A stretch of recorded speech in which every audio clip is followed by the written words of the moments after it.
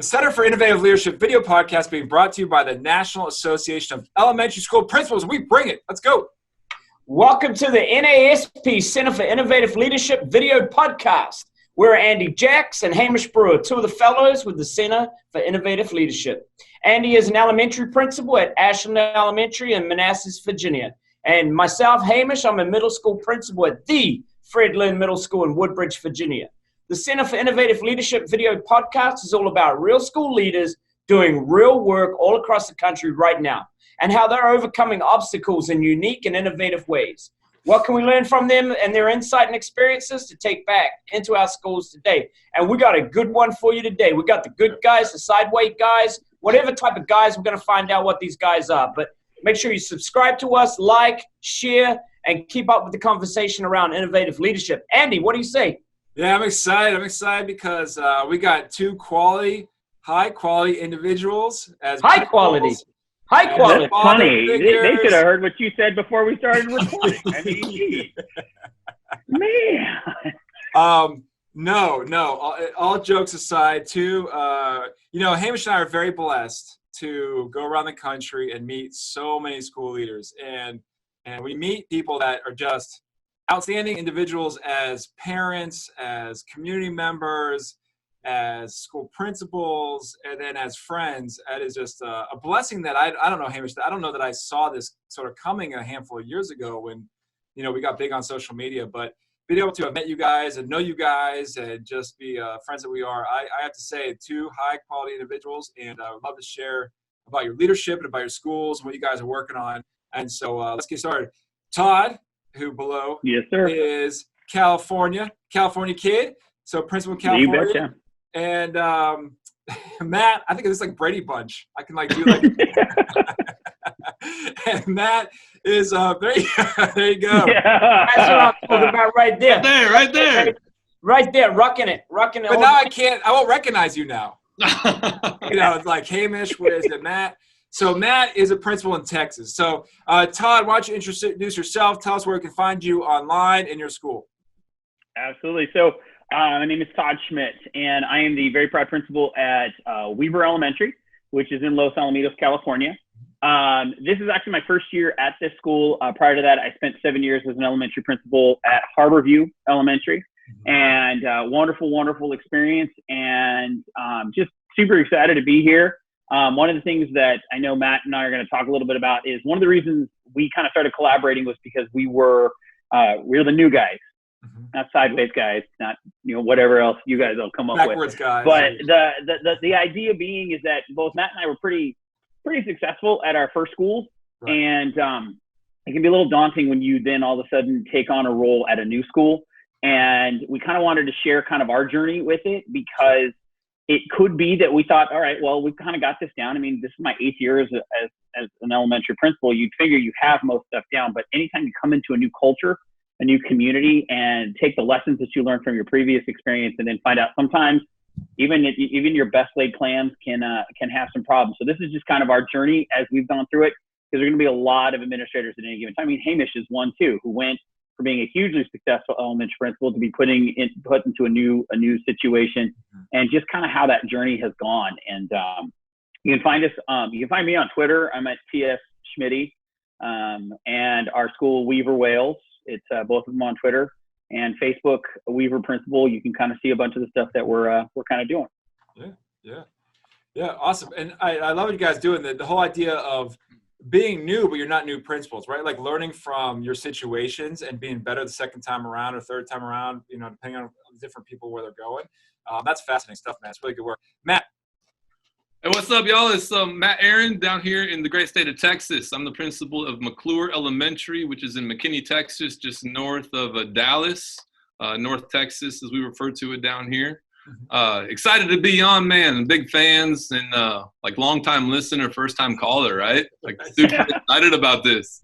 You can follow along with the McClure Marshals, hashtag McClure Marshals, at McClure Marshals on Twitter. Excited to share this story out to anyone willing to listen. And follow me personally at Matthew_Arend on Twitter as well. But I'm also, as Todd mentioned, in my first year here at McClure Elementary, first year as a marshal, left behind a tremendous school family down there at Sigler Nation. What's up, Sigler Nation? Just down the road in Plano ISD. I spent 8 years at Sigler and moved up here, decided to be closer to my family and seek out a new experience for myself here in McKinney. But, the funny part is as we have these online relationships with one another and you travel to conferences and get that face-to-face time, like Todd and I kind of stumbled into this like parallel that we had, right? Like neither one of us knew the personal journey that we were going on until we sat down face to face. And you're like, all right, what's new? What's going on? You're like, no way. Like I'm doing the same thing too. And we quickly realized like there's no roadmap for this, right? Like where do I go to find advice from people that have been successful in one domain and then wanted to try to replicate it somewhere else? Like there's no roadmap for that. There's no rule book. Praise the Lord, you just have a bunch of experiences you can draw back on, right? So you're not the first time principal in a new building the second time around. So excited to share more about it. Yeah, so guys, I'm really excited to have you on the show today. Not just for all the learning that's going to take place, just selfishly because I'm gonna share a story today. I talked to two principals who said, what conferences should we go to this summer? And straight away came to mind was the NAESP conference for middle school and elementary principals and leaders and administrators of all kinds. And I think the special part about this is we've probably known each other probably going on the best part of 5, maybe even 6 years.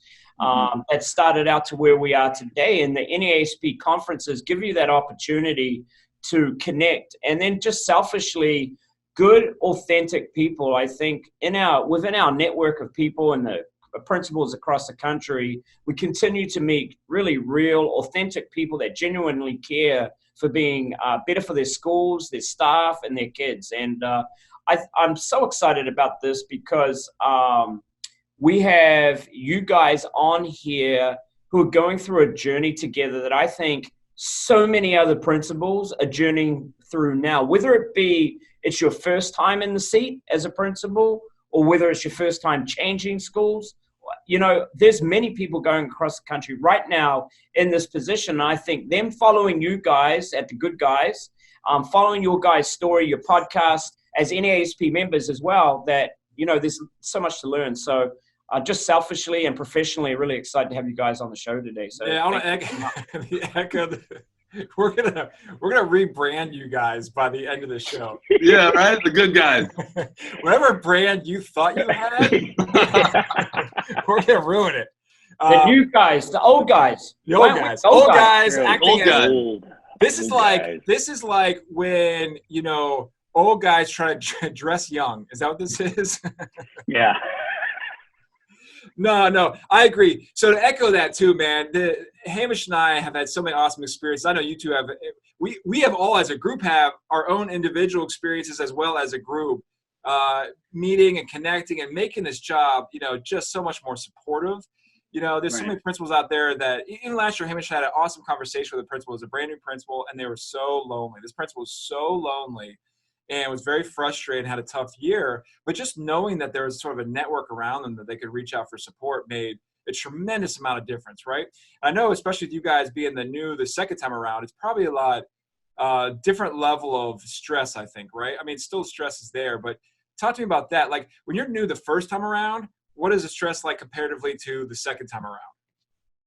I'm going to take that first. So the first time around, like I struggle with self-doubt, man. So the first time around, not having any experience to draw from, I was always questioning, like, am I doing the right thing? Is that decision the right decision? You wrestle with, like, yes, I think it's right for kids, but that in the back of your head, you're always questioning yourself because you have no other experiences to draw upon. And at the end of the day, when the building's empty, like, you're the one sitting there thinking, gosh, am I doing the right thing? And you'd go through a spell and be like, yep, that's the right choice. That's the right choice. And then something would happen where someone would call you, you're questioning, they'd bring they'd ask you why, like they'd challenge you a little bit, which is healthy. But when you're a first year principal, you're not ready for that.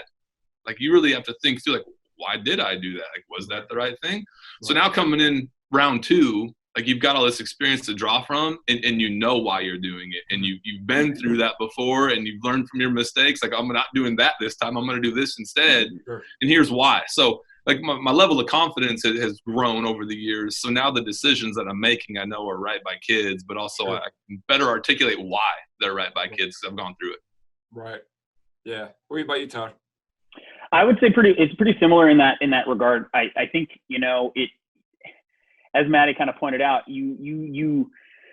my first year as a new principal was it was daunting because you were realizing there were so many things you were not prepared for, like at all, like in terms of situations involving parents, involving kids. The first time you had to deal with, like social services showing up at your school or the cops having to be called. I mean, just the number of things that you never are really quite prepared for that at least now you can draw from. And the second time around, again, as Matt said, just knowing what I'm doing is like, okay, I have a reference point for it, and I'm doing the right thing, but I'm also, and this is always the challenge, is remembering that you still need to go slow sometimes. You need to, even though you're kind of like, I know how this works, I can do this. Remembering that you still need to bring on a whole new community with you because they still don't have that level of trust that you've built over, the years that you had. And I mean, so many of the times I think of the parents that I had at Harborview, we went through so many things together that we just were really a good group. And so just kind of remembering that it takes a little bit of time, I think has helped out a lot. Yeah. Some things that bring me to mind, guys, I think about that really first time you became a principal, right? You think you're ready for it.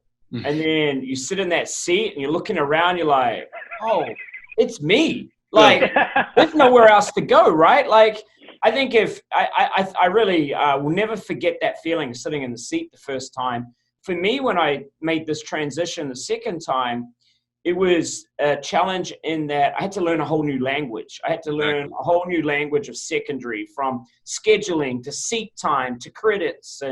But the one thing I think stood out to me, and I kind of want to throw this back at you guys, is even though we know some of the secret ingredients the second time round, because I think you really do, I think you got to be really careful of shortchanging the steps, right? Like you don't move too quick or skip a step because you kind of know where you're going or that outcome. And I think you got to be really careful about that. I don't know if you guys have ran into that point where you're like, oh, Todd, I need to slow down just a little bit, pump the brakes, right?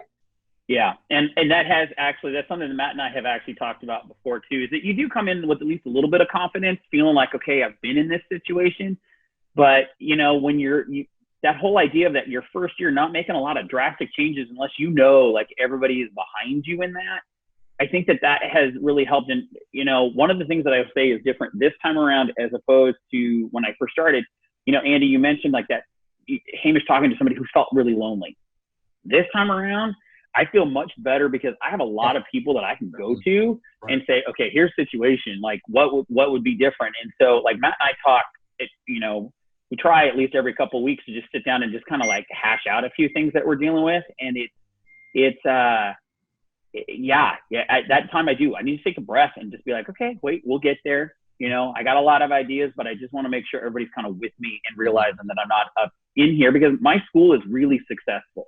Like I didn't come in and make it successful. It's been one of the top schools in the county for years. Right. And to have that and then to come in and be like, okay, I'm not here to just change up everything that you're all doing has been a big part of it as well. I got to jump in, then I'll jump back. But to hear you say that is refreshing because every time I look around, every new principal's talking about, I'm turning this around. I got to change this. It's a turnaround school. Right. You know what? It's okay to say the school is really successful. It's my job to build with it and grow with it. And you don't have to change anything. I think one of the biggest mistakes educators or principals make in their first year is that they run in thinking that they have to change the whole show. And I think that's a misnomer that we got to make sure we clarify and knock out that it's okay. It takes time, right? It's not every school's a change agent school. Like, it's okay to enjoy the success of a school. And it's just refreshing to hear someone authentically say right then and there, my school is excellent and it's running well. I think way too often we hear about, well, I'm going to change this and this and this. So great job. Well, and the piggyback on that is I think we put so much emphasis on praising only turnaround situations. And having, maintaining success in schools is also an enormous challenge. and there's so many different challenges that principals have, and changing successful organizations and evolving them is also a really tough thing, because people don't want to change if they think they're doing really well, right? So it's like, that's a whole thing too. So now, is your school, Matt, similar in that situation where, are you changing some things around? Do you need to move forward, or? Yeah, that's the funny part of this journey that Todd and I are on, is that there are so many parallels to our story. So the school I moved into was also very successful, right? It happens to be one of the largest elementary schools in the district that I'm in. So that presents some unique experiences. How many kids do you have? So we're 650. Okay. And I came from a school that was just right around or just under 400. So completely different set of circumstances that I'm with this time, right? And I think that the piece that I keep reminding myself of is that all of the success that I had at the previous place, like, it wasn't because of me. Like, we had a great group of people around us too, right? That did take time. So let's recognize that. But the circumstances I was dealing with in one school aren't the circumstances that I'm dealing with now. So for me to come in here and be like, hey, y'all just cool it, listen to me, I know what I'm doing. Yeah. That's not fair, because these folks had a lot of success before I showed up. They'll have a lot of success after I leave. Yeah. So just tapping the brakes and just learning, like, what made y'all successful? How do I get to be a part of it? And then begin to kind of find out, like, how do we make that success we had even better? But just learning the story, man, learning the people, and celebrating the journey that they've been on, because the experiences that I bring are great experiences, but they're not what this experience is. Yeah, and that's a perfect point. So do you feel less pressure or different pressure? I mean, because if you don't have to change things immediately, that sort of relieves some pressure, but I don't know that you completely relieve the pressure off this job, because it's just sort of built into the job.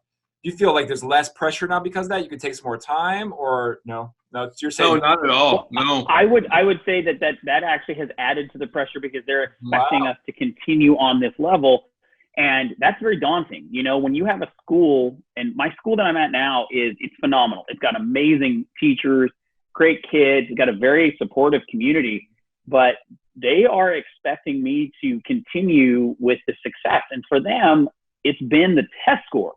They take pride in those things. And so, we spend so much time talking about how kids are more than just a test score and whatnot. But when you're in a school, and especially in a district that really prides itself on that can present itself with a whole set of new challenges. Wow. Because you're like, I don't want to be the one to come in here and screw all this up. Exactly. They've been doing great. Right. No, you're totally right. And there's a reality to families. I've had a lot of conversation with families about how the ability to have a higher level school makes a difference in ways we don't think about, like housing income. Schools can cost more, and the value of the house is more if the school is better with real estate. There's a real estate reality to that we don't always talk about. And I'm not saying we should do anything different for schools that way, but there's factors that parents think about that we don't always think about. Same thing with the community, which I know Todd and I, we've had these kind of conversations with our communities too, just about how there's sort of these like community outlying effects that we have to consider at all times when we're making decisions as well. Right. So do you guys have like specific tips you're trying to work on as far as new principles? What are you guys thinking about? Well, I think you want to go first? Yeah, it is to underscore, like, whether it's, regardless of the type of building that you're moving into, and whether you're an experienced principal or you're coming at it your first year, like, just wanted to remind people first and foremost that regardless of your experience or the role, like, it's still the relationships you've got to cultivate with people, right? So, like, both of us came in not only a new school, but a brand new school district. So, like, you're in a place where you're super comfortable and you can pick up the phone and know who you're calling and why you're calling them, and you know what's going to walk in your door every day because of the familiarity of it. Now you wake up and you're like, I don't know who to call. I don't even know who that person is. And hey, by the way, nice to meet you. I'm new here. Like, it's humbling. I underestimated how humbling it would be to try to go somewhere new and start over. So the relationship capacity that you've got to build and truly invest in before you even think about changes that you want to happen or what needs to happen. Like, it is all people. Like, you're in the people-driven business, and like, we reminded each other of that, is just, man, pour into the people that are there and get to know their story, but before you try to do anything else. Well, kudos to you guys. Hold on, one thing is that both of you are very much relationship, people-driven principals already. Like, I saw that at your last schools. You were highly focused on that, and I could tell right away with this school, both of you were doing the same thing. So did that help that you were already sort of like that mindset? You know what I mean? Because, obviously you have to go into a new school that way, but you had already sort of had those routines and those kind of practices down before you got to Yeah, but I think Todd will jump in, but here's a lesson that I've learned is that how I connected with people in one place may not work in the new place, right? Because I can think I'm great at it. And I had some people here that kind of helped me understand that, is that I could think I'm great at it, but if the people on the receiving end of that don't feel the same way, then I've got to humble myself and figure out a different way to connect, right? Well, and I came into a school, and it was unfortunate because I actually was replacing a principal who had passed away. So coming into that kind of a thing I had to be very relationship driven, because they were dealing with a lot. The previous principal was beloved by students, by the community, by the teachers. And so coming in and sitting there thinking, I'm going to change up everything is not going to work. I need to really make sure that I'm spending time talking to everybody. I need to make sure I'm around campus. Like Matt, I went from a school of 415 to a school of 675. And one of the things I used to pride myself on was knowing everybody's name, like knowing the kids' names. I added 260 kids. That's a lot of names. And so, I spend a lot of time just trying to be out as much as possible, be seen as much as possible.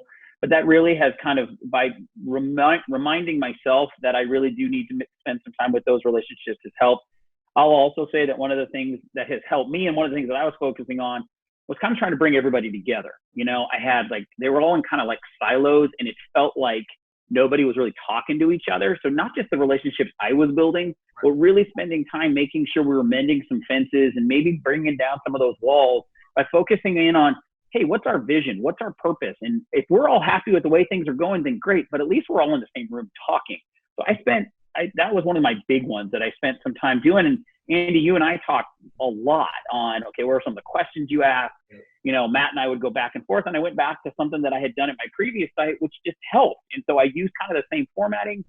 We got done, and they actually applauded. Like when we're done, we all clapped because everyone felt like that had been something very cool. But it was like, I had to keep reminding them, okay, this is just our start. Okay, we got this all down. Now what? And that's going to be where we're going to be going from there. So, gentlemen, a question I have, let's talk about some takeaways. If a principal's listening right now, you've done this a couple of times. You talked about building relationships. What are some of the key things you've done? Key activities, key events, key things you go about building relationships? Because, Matt, you're right.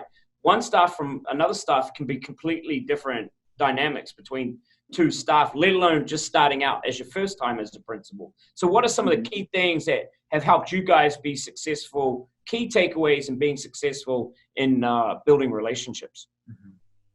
Todd, go ahead, man. Go first.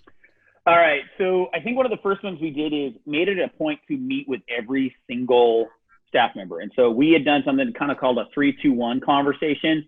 And it varies a little bit. It's kind of the questions you want to ask, but it kind of focuses in on, hey, what are 3 things you'd love for me to know about you, outside of this place? 2 things you love about this school. And that was really helpful to me because it gave me the sacred elephants. Like, what are the things that they do not want me to touch? And then what is one thing that you feel we need to address? I did it, and this really helped out a lot. I did it with every single staff member. So that means not just every teacher. I did it with my head custodian. I did it with my office manager. I did it with all of our instructional aides. It took some time. I got to be honest. You got to block out a lot of time. But then the other thing that really helped is I did it with a lot of our parent leadership.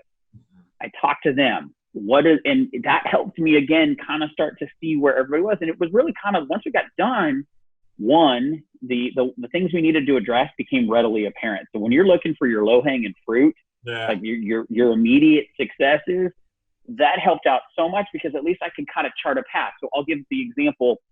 One of the things that really my staff had asked was that parents were being allowed onto campus. They were allowed to stay late and they were allowed to come on early. And what was happening was that parents were coming up and they were either trying to start conversations with teachers, parent-teacher conferences right away, or when they were getting there early, they were peeking in windows, they were doing all stuff. And it was really, so they were losing 20 minutes of their instructional day. So that became kind of a thing where they're just like, if we could just let them on, they get 5 minutes after the bell and a couple minutes before, that would be huge. I will also say that I didn't realize the pushback I was going to get back from parents because they were really, really loving the fact that they had such open access to that campus. But I had to stick to my guns because I knew my staff was behind me on that one. And once I kind of explained why, it helped out a lot. But I think that those investing time in the conversations and not just focusing on your teachers, but including your classified staff as well as your parent leadership will give you some great insight. Let me give you one follow-up and let's get to Matt. But you said something really fascinating because a lot of us have done similar surveys or interviews. But the thing that sticks out to me that I really love is you engaged your parents in that same process. Mm-hmm. And I think so many leaders and educators are really scared to talk to parents, as are parents to talk to educators. How did you navigate pulling in parents that you don't know? You pulled these parents in and had that very first initial conversation. Did you find it productive? Were they responsive? And then finally, did that trend that the parents say match up to any trends that the teachers had? Yeah, actually. And so this was a lesson learned from my first gigs, to make sure that you were including the parents, because they do want to be asked. They want to be thought of. And again, I'm in a fairly affluent community, so they want to be thought of more than just a checkbook.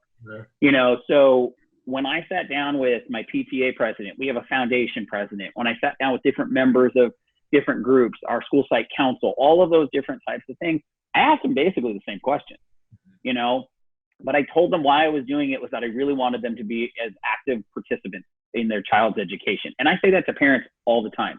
You are our partner in this. We value your input. This is very, very key. In terms of did they receive it well? Absolutely. They felt that was really good, because I also wanted to know you need to be able to come to me when you're hearing issues, because frankly, your parents are going to hear a lot more from other parents than anybody else is. So that kind of helped me out to say, like, they'd come to me and say, hey, parents are kind of cheesed about blank. Okay, good. Something for me to be able to talk about. Did certain things line up? Absolutely. Especially about what they loved about the school. You started to see a lot of the same trends that tended to come in. Interestingly enough, when you ask them about what are some of the first things to address, me locking down the campus was not on their top priority list. But, there were a lot of other things, though. They wanted to see our technology being utilized in a way where it wasn't just, we're using iPads. It really was that they really wanted to see it being utilized as a tool that was really going to enhance instruction. So once I had teachers as well as parents on that same level, it definitely started to come together. But yeah, Hamish, asking those questions and involving parents made them see that I really did value their input, especially when I started doing stuff that came off of those conversations. And so for you guys, do you have a lot of parent and teacher relationships that are across the board? I know that's something Todd and I have talked about in the past. I think, Matt, you do now too. It happens in our school too, where parents and teachers live in the same neighborhoods. They have a lot of personal connections. And, back in the day I don't know, when I first started teaching, it's like, there's a clear line. I think in communities like ours, there is no line. No, I mean, not at all. That there's fair to have a line. I think you have to be professional as a teacher, but at the end of the day, they're all neighbors and friends and that kind of stuff. So what are the challenges that brings to sort of change process? Well, I think it's interesting. So I'm in a situation where, like, we look at the number of staff members, kids that we have on campus. We probably have close to 30 staff members, kids that go to school here, right? Yeah. And probably, gosh, there's at least eight to maybe 10 teachers that live in our community. Like, their kids would come here regardless if they had a job here or not, right? And then like substitutes, like so many buildings in the area have a hard time filling open substitute roles. Like, our go-to subs are our moms. So there's constantly parents in the building, and that can be a tremendous opportunity to forge that partnership.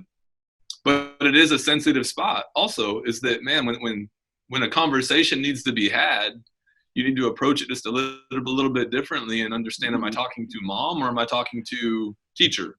And feel comfortable and empowering them. Hey, take that hat off for a minute. Like, right now, you're not the teacher, you're just the mom. And go talk to your child's teacher about this or about this praise as the mom, right?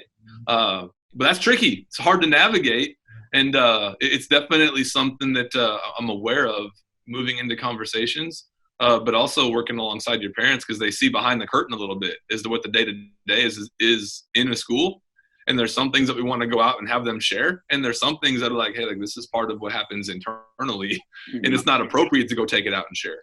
So it sounds like another takeaway is that to really know your landscape, like know the community, your school community, your teachers' relationships with their parents, how integrated they all are. Because that's one thing that if I had to go back, I didn't realize how integrated our families and our staff was.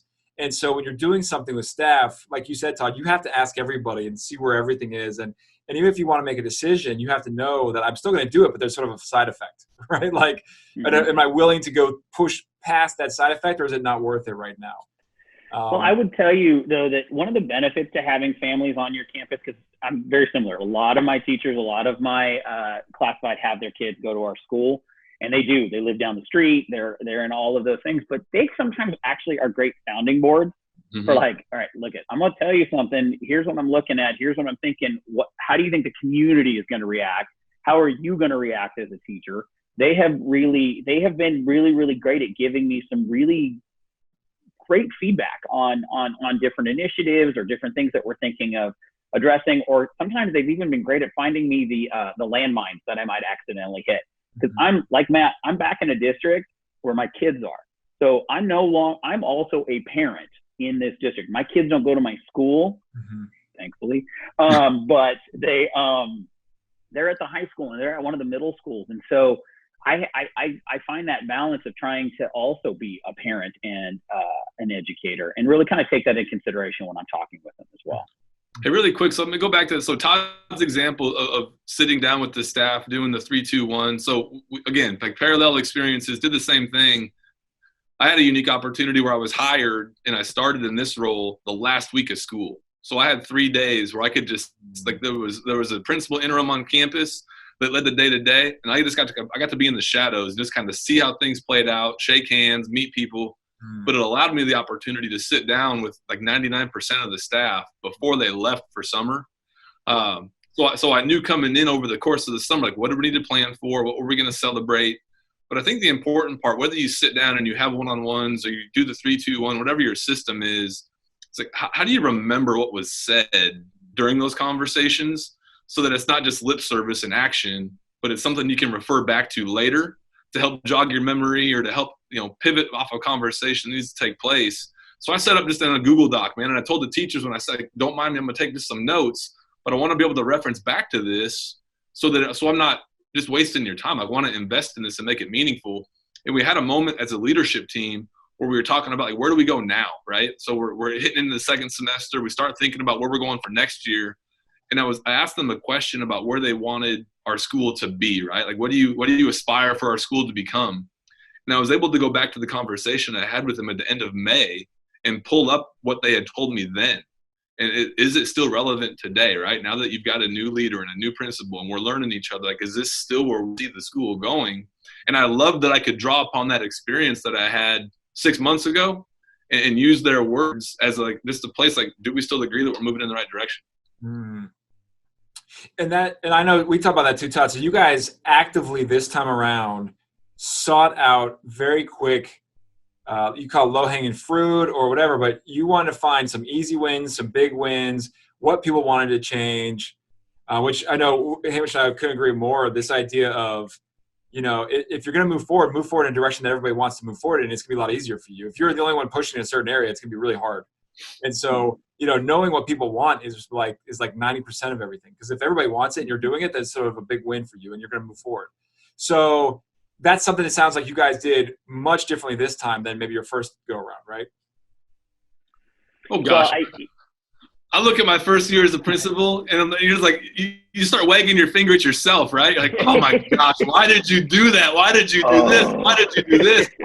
And so I'll tease people at my previous campus when they check in on me. And it's like, I'm reliving my first 2 years as a principal all over again. And like all those things that I did that I pushed way back in my head to try to forget about all have come flooded back. Thankfully, it's like, hey, dummy, like, don't do that again, right? Do it differently this time. Yeah. So a question I get asked a lot as I travel around the country is, what do you do with people that don't want to get on board? You're the new principal. How do you engage people that might not want to change, might not want to grow, might not like the new vision or mission? How do you two, as the new guys, go about answering that? Everybody's on board, man. Yeah, that. It was so easy. What? They love it. They love everything we do. I put on my hat, and they're all on board, Hamish. That's right. That's right. Skateboard through the hallways, man. It's amazing. Yeah, no, Everything. good stuff. The water parts automatically, right? Exactly. Just as That I doesn't walk happen through at y'all campus, school? everything- Like, I don't understand. Yeah. You know what? I would say that actually, honestly, one of the, like, going back to, again, those conversations, because you did get to hear, have those conversations. So I got to hear from those people too, who maybe were still very happy with a lot of the traditional stuff. But I think one of the things that has helped is you need to not just say, okay, I talked to everybody. You need to continuously, like, it's not just building relationships, it's sustaining them. And so taking the time to go have conversations, whether it's during their grade level planning time or inviting them in and going and just chatting with them about different things. You can see when they're starting to, like some of your naysayers and the negative people and whatnot, if I actually make the effort to go in and at least hear what their concerns are and hear why they have these issues, it has helped a lot. Now, again, I learned a lot from my previous experience of dealing with negative people. And I just tend to, I kind of take a lot of the adage of like Todd Whitaker of you make your decisions with your best teachers. Mm-hmm. And, Ron Clark, who you go with your runners. Mm-hmm. So I focus on those people and really kind of just build them up, share up their story. And it really motivates a lot of people. But at the same time, it tends to give some of those walkers, some of those riders, they're like, I don't know if I'm liking this. And it's like, hey, maybe you'll self-select out. 8 years of kind of just really making sure that I'm keeping my best teachers in mind when I make a decision has helped me out a lot, because if they don't like it, then I know that I'm going to be on the wrong track. But if they're happy with it and they're excited about the direction we're going, they're going to pull a lot of people with them.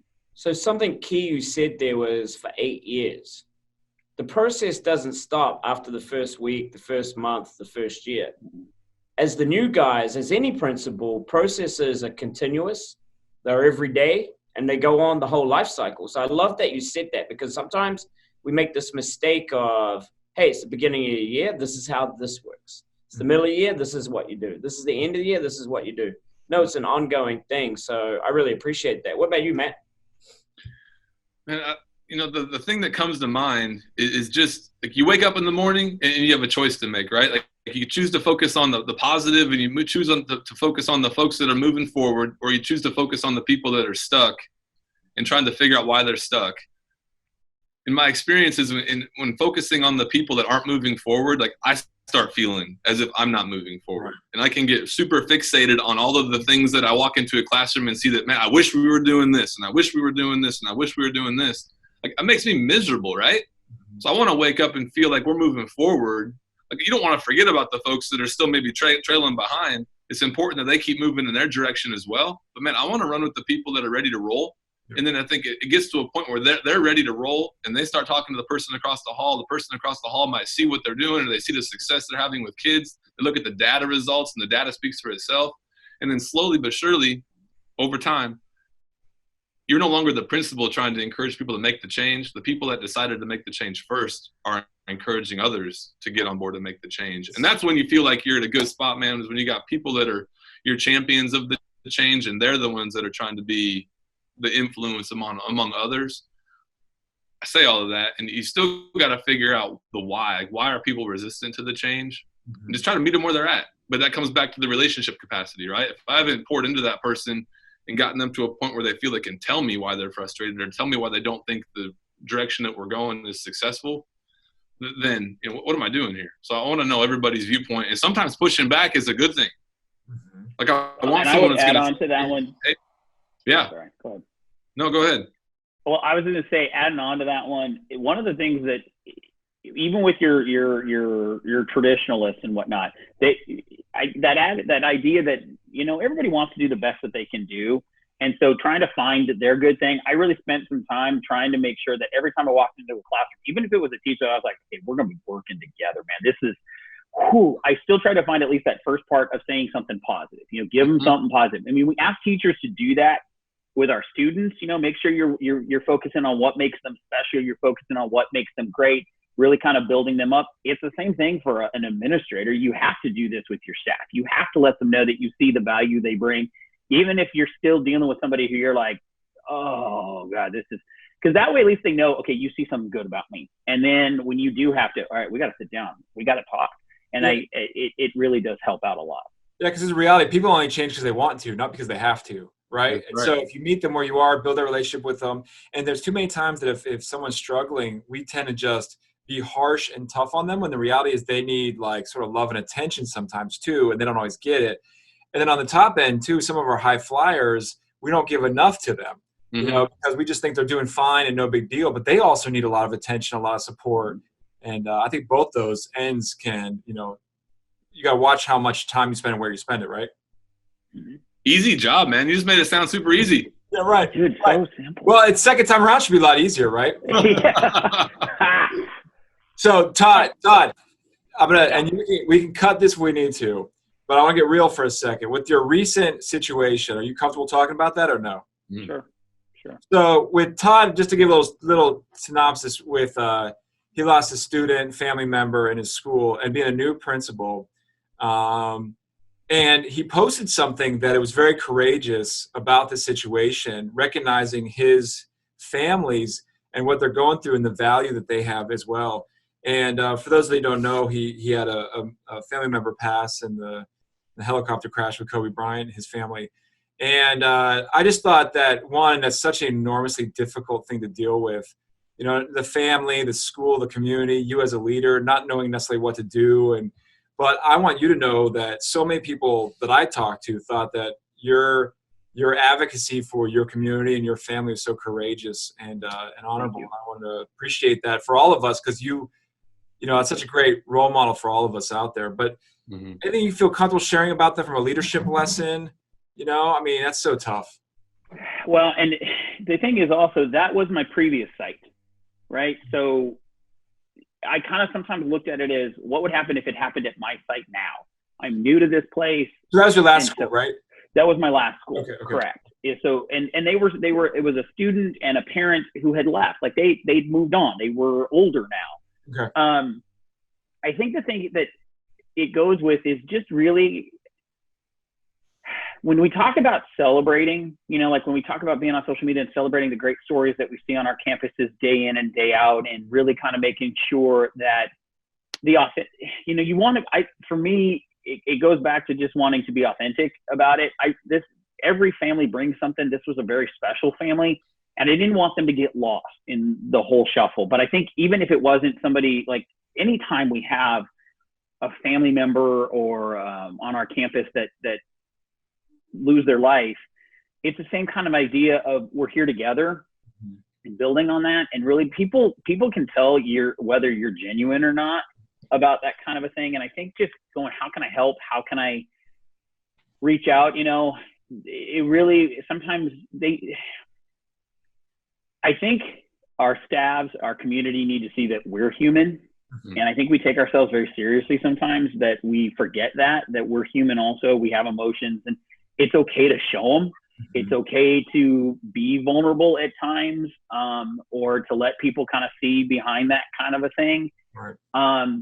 Because that makes us relatable, and it makes us so that we can connect with our families as best as we can. But I think sometimes we go through a thing of like, okay, check, okay, let me do all this stuff, that they just need to know that you're there and that you're willing to listen, and that you're willing to just kind of say, hey, I get where everybody's coming from, and I'm here with you if you need me. Yeah, I think this idea that experience has helped me with this too, that you don't always have to do something. You know, it's like, it's just reaching out, like you said, I'm here for you. You know, if you need anything, I'm happy to help. And like you said, just the acknowledgement and the genuine care that you can bring, I think matters more than any sort of check off list of action item, right? Because I know for me, when I was first started off, these things would happen. I had no idea what to do. Right. And sometimes, again, there's nothing you can do actually, right? Yeah. And I think that's the tough part, is that sometimes there is nothing that you can do but just be available.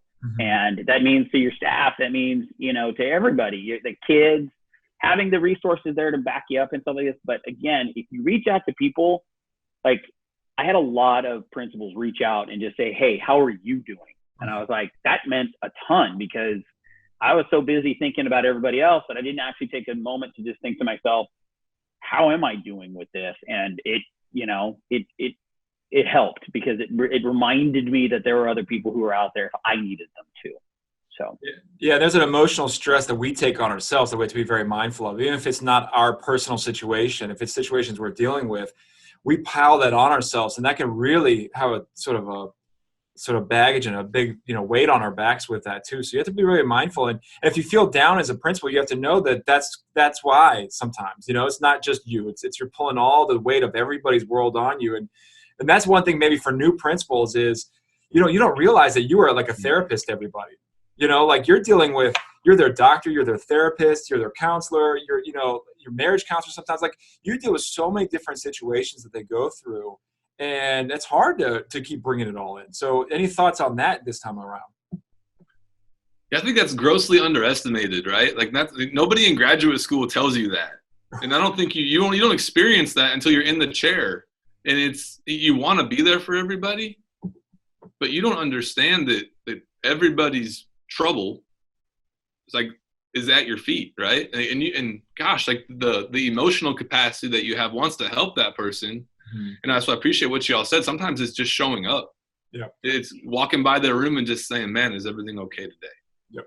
Just checking in on them. But it is definitely an emotional weight that you can carry, which I appreciate how Todd kind of, was the champion of leaders in demonstrating that for so many of us. Mm-hmm. But it was also reassuring to hear on the back end of that how many people reached out to him just to show that genuine concern, because there's a piece of you that is like, man, if I ever find myself in that position, it's awesome to know that there's people out there that I don't get to see face to face every day that are still concerned about me and my well-being, that they'll check in on me, which just speaks to this whole brother sisterhood of being a principal leader and how interconnected it all is regardless of where you're at.